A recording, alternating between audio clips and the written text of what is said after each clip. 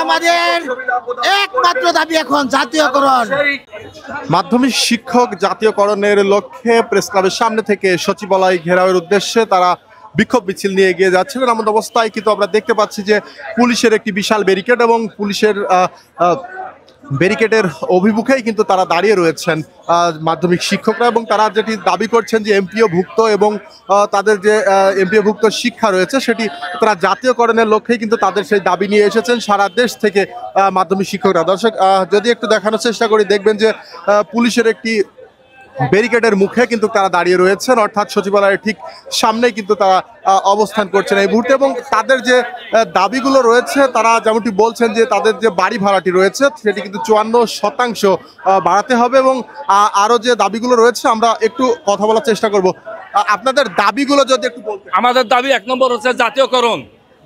সকল শিক্ষা এমপিওভুক্ত শিক্ষা ব্যবস্থা জাতীয়করণ করতে হবে। সরকারিদের ন্যায় বাড়ি ভাড়া দিতে হবে, মেডিকেল ভাড়া দিতে হবে, সরকারিদের ন্যায় উৎসব ভাতা দিতে হবে এবং শান্তি বিনোদন ভাতা দিতে হবে, এবং সর্বোপরি সকল শিক্ষকদেরকে বদলির আওতায় নিয়ে আসতে হবে। এটা হচ্ছে আমাদের মূল। বাড়ি ভাড়া কত শতাংশের কথা বলছেন? বাড়ি ভাড়াটা আমরা বাড়ি ভাড়া আমরা সরকারি 45% পাই, আমরাও 45% চাই। আমরা মাত্র 1000 টাকা বাড়ি ভাড়া পাই, আমাদের পিওন পায় 1000 টাকা, প্রিন্সিপাল পায় 1000 টাকা। এটা কোন নীতি? এইটা কি? এই জন্য কি আমরা আন্দোলন করছি? এই জন্য আমাদের ছাত্ররা জীবন দিয়েছে, এই জন্য ছাত্র জনতা, শিক্ষক, অভিভাবক, রিক্সা শ্রমিক, ঠেলাগাড়ি মজুর, দিন মজুর, তারা এই জন্য জীবন দিচ্ছে। এই বৈষম্যের জন্য আজও বৈষম্য চলছে। এই দেশে বৈষম্য চলবে না।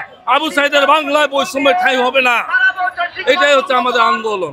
আমাদেরকে আপনারা দমায় রাখতে পারবেন না। দর্শক আমরা যেমনটি কথা বলছিলাম তাদের যে দাবিগুলো রয়েছে সেগুলো আপনারা শুনলেন, এবং এই দাবিগুলো নিয়েই তারা সচিবালয় অভিমুখে তারা রওনা দিয়েছিলেন। এবং একটু এগিয়ে আসার পরেই কিন্তু তাদের যে বাধা পুলিশের ব্যারিকেড মুখে সেটি স্পষ্ট আপনারা দেখছেন যে পুলিশের বাধার সম্মুখে কিন্তু তারা এখানে দাঁড়িয়ে গিয়েছেন, এবং তাদের বিক্ষোভ যেমনটি দেখছেন যে তারা পালন করছেন এখানে। এবং তাদের যে বিক্ষোভ মিছিল সেই মিছিল সচিবালয়ের অভিমুখ থেকেই তারা রওনা দেয়, এবং সেখান থেকে সচিবালয়ের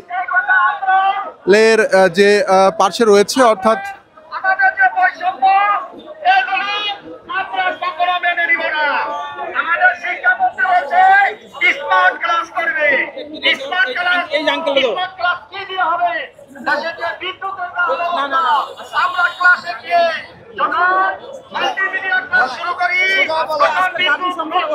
দর্শক দেখছিলেন যে এই মুহূর্তে প্রেস ক্লাবের সামনে আমরা রয়েছি, এবং প্রেস ক্লাবের সামনে পুলিশের ব্যারিকেড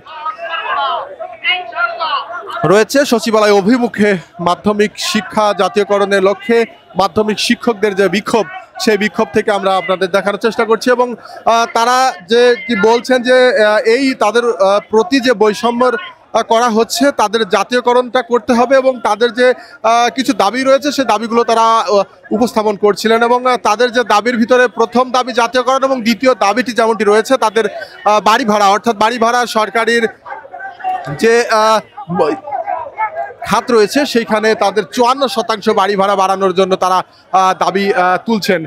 এবং দেখছেন যে এখানে সরাসরি উপস্থিত রয়েছেন রমনা জোনের ডিসি মাহসুদ। তিনি কিন্তু এখানে তাদেরকে অনেকটাই বোঝানোর চেষ্টা করছেন, এবং আমরা দেখতে পাচ্ছি যে পুলিশের ঊর্ধ্বতন কর্মকর্তারাও এখানে উপস্থিত রয়েছেন, এবং পুলিশের যে একটি ব্যারিকেড সেটি লক্ষ্য করে সেটি ভেদ করে তারা কিন্তু বারবার চলে যাওয়ার চেষ্টা করছিলেন সচিবালয় অভিমুখে, এবং সচিবালয় ঘেরাও করবেন এমনটি তারা বলছিলেন, এবং শিক্ষা ভবন ঘেরাও করবেন তারা যেমনটি বলছিলেন। এবং সেই ঘেরাওয়ের উদ্দেশ্যে তারা যখন সচিবালয়ের অভিমুখে রওনা দেন প্রেস ক্লাব থেকে, জাতীয় প্রেস ক্লাব থেকে, তখনই তাদের ব্যারিকেডের সম্মুখে পড়তে হয়, এবং পুলিশের ব্যারিকেড দিয়ে কিন্তু তাদেরকে আটকে দেওয়া হয়। অর্থাৎ এই মুহূর্তে যেমনটি দেখছেন যে চারিপাশে যানজটের একটি চিত্র আমরা দেখতে পাচ্ছি, এবং পুলিশের যে ব্যারিকেড ঘিরে তাদের যে আন্দোলন সেই আন্দোলনেও কিন্তু একটি উত্তাল অবস্থা বিরাজ করছে।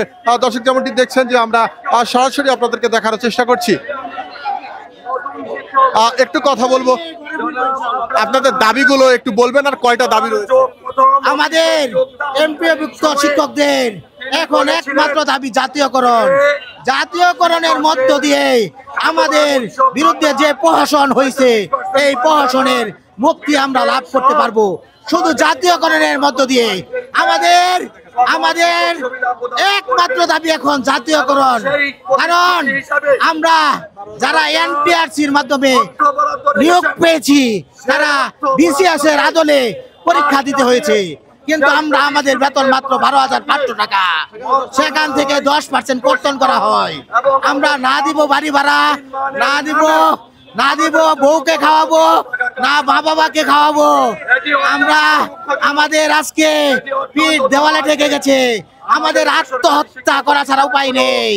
প্রয়োজনে আমাদেরকে ফাঁসিতে ঝুলিয়ে দেন, আমাদেরকে এমপিওভুক্ত শিক্ষকদেরকে, তারপরেও আমাদের দাবিগুলো মেনে নেন, কারণ আমরা আপনাদেরকে মানুষ করেছি, আমাদের মাধ্যমে আপনারা আজকে উপদেষ্টা হয়েছেন। আমাদের শিক্ষকদের যারা শিক্ষা লাভ করে আজকে আপনারা উপদেষ্টা হয়েছেন, আপনারা আমাদের ছাত্র, আপনারা আমাদের ছাত্র, আপনাদেরকে আমরা ভালোবাসি, আপনারা আমাদের দাবি মেনে নেন। ইনশাল্লাহ আমরা ঘরে চলে যেতে পারি, ইনশাল্লাহ আপনারা সেই ব্যবস্থা আমাদেরকে করে দিন। একটু জানবো যে আসলে বাংলাদেশের প্রতিটা জেলা থেকে কি এখানে আপনাদের যারা শিক্ষক রয়েছে তারা কি এখানে উপস্থিত হয়েছে? হ্যাঁ, বাংলাদেশের প্রত্যেকটা জেলা থেকে কালকে রাত্রের মধ্যেই এই প্রেস ক্লাবের সামনে দূর দূরান্ত থেকে শিক্ষকরা উপস্থিত হয়েছে। যেমন আমি সুদূর সিলেট থেকে রাত্রে না ঘুমিয়ে এখানে এসেছি। আমরা সিলেট থেকে প্রায় 2,000 শিক্ষক এখানে এসেছি, আমাদের নেতৃত্বে 2,000 শিক্ষক আমরা সিলেট থেকে এসেছি। আজকের দাবি না মানলে পরবর্তী কর্মসূচিটা কি যদি একটু বলতেন?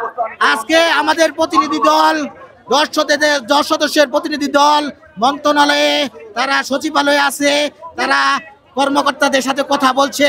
যদি আমরা ফলপ্রসূ কোনো আলোচনা হয় তাহলে আমরা ঘরে চলে যাব, আর যদি ফলপ্রসূ আলোচনা না হয় তাহলে আমাদের নেতৃবৃন্দ যে সিদ্ধান্ত, যে কর্মসূচি দিবে আমরা সেই কর্মসূচি, সেই সিদ্ধান্ত মেনে নেব। দর্শক, আমরা কথা বলার চেষ্টা করছিলাম একজন শিক্ষকের সঙ্গে, তিনি সিলেট থেকে এসেছিলেন এবং তিনি যেমনটি বলছেন যে সিলেট থেকে কিন্তু 1,000-এর উপর শিক্ষক এখানে এসেছেন এবং এসে তারা বিক্ষোভ করছেন এবং পুরো দেশ থেকে, পুরো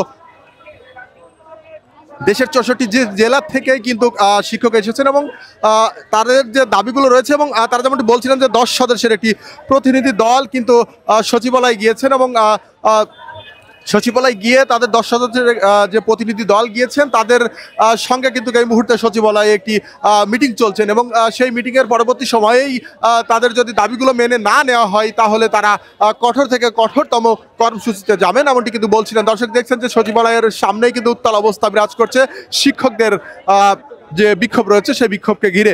দর্শক, এই মুহূর্তে আমরা রয়েছি সচিবালয়ের ঠিক পাশে এই প্রেস ক্লাবের সামনে।